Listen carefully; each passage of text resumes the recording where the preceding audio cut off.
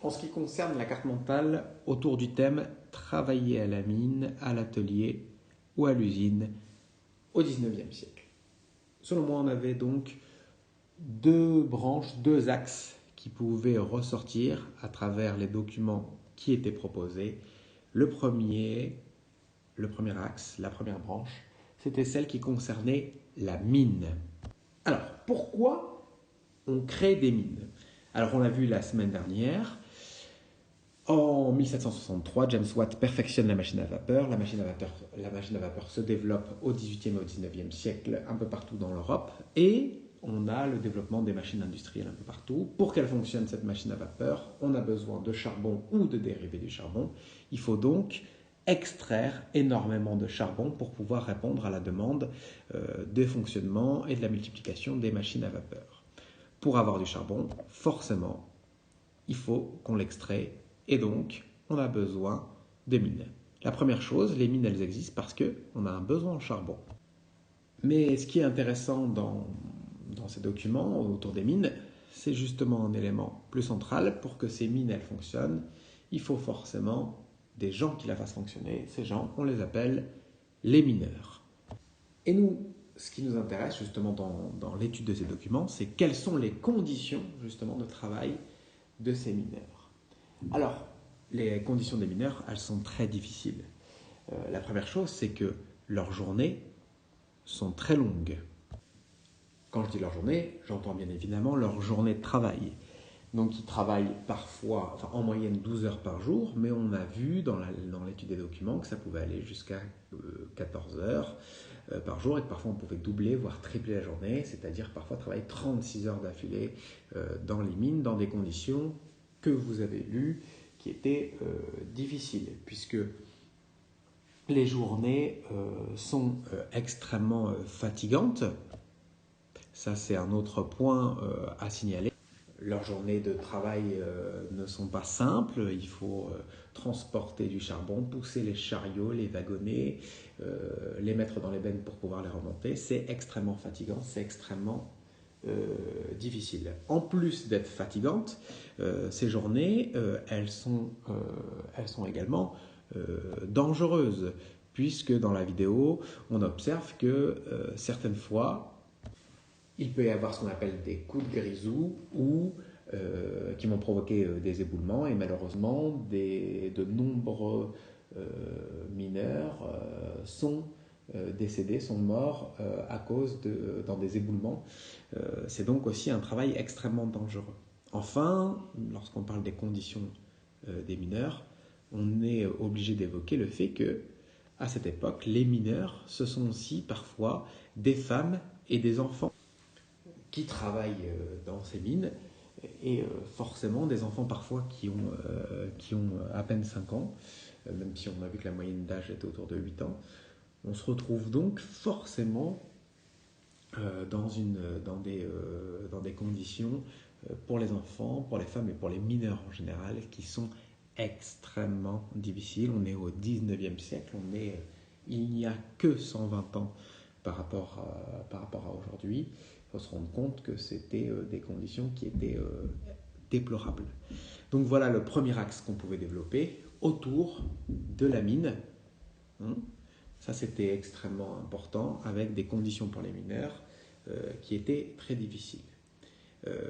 La question qu'on pouvait se poser, c'est effectivement, on a besoin de charbon, on utilise les mines pour extraire ce charbon. Pourquoi? Pour faire marcher les machines à vapeur, ces fameuses machines à vapeur qui, elles, vont être utilisées dans les ateliers et les usines. C'est l'objet du second document qui vous était proposé.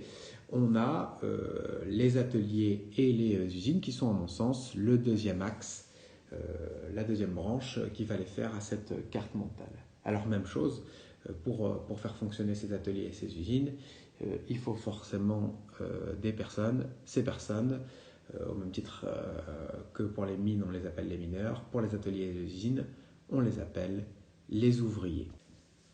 À l'instar des mineurs, on peut chercher à savoir quelles étaient les conditions de ces ouvriers. Alors, ces ouvriers, on va voir que entre les ouvriers et les mineurs, il y a beaucoup de points communs. Tout d'abord, leurs journées sont également très longues. Alors que parfois, elles peuvent aller jusqu'à 15 heures de travail en une seule journée. C'est des conditions qui sont forcément harassantes. Même chose, on voit aussi que, deuxième gros point commun avec les mineurs, on voit que dans ces usines, dans ces ateliers, il y a de nouveau des femmes et des enfants qui y travaillent. En plus de ça, même si on n'en parle pas pour les ouvriers, mais là c'est précisé dans le document 2, leur salaire est très faible, ils gagnent très peu d'argent malgré les conditions très difficiles de leur travail. Et en plus de ces conditions de travail qui sont très difficiles, on pourrait rajouter un dernier élément qui serait leurs conditions de vie, puisque, on le voit dans le document, les conditions de vie sont extrêmement difficiles. Leurs journées sont longues et donc il faut multiplier les allers-retours entre leur logement et l'atelier ou l'usine. Alors à la place de ça, les ouvriers, qu'est-ce qu'ils font? Ils louent des chambres, des petites pièces où ils s'entassent à plusieurs autour d'un poêle qui sert de cuisine, qui sert de chauffage, pour pouvoir des chambres ou des petites chambres, des petits logements juste à côté de l'usine pour éviter justement ces fameux trajets.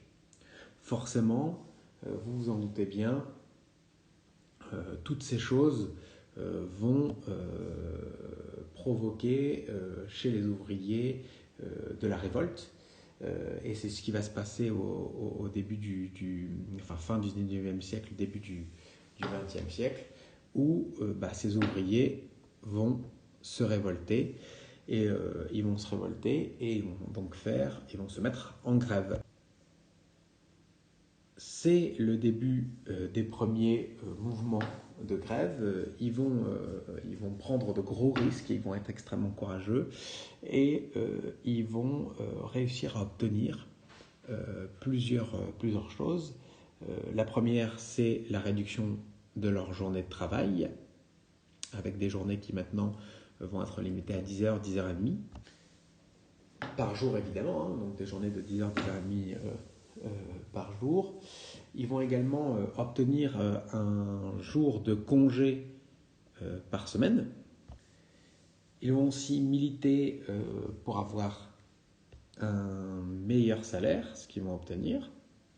Enfin, ils vont obtenir également la mise en place, et c'est très important, d'un système de retraite, puisque jusqu'à présent, lorsqu'ils arrêtaient de travailler, ils ne touchaient plus d'argent, ce qui est donc une avancée significative autour de cet axe des grèves.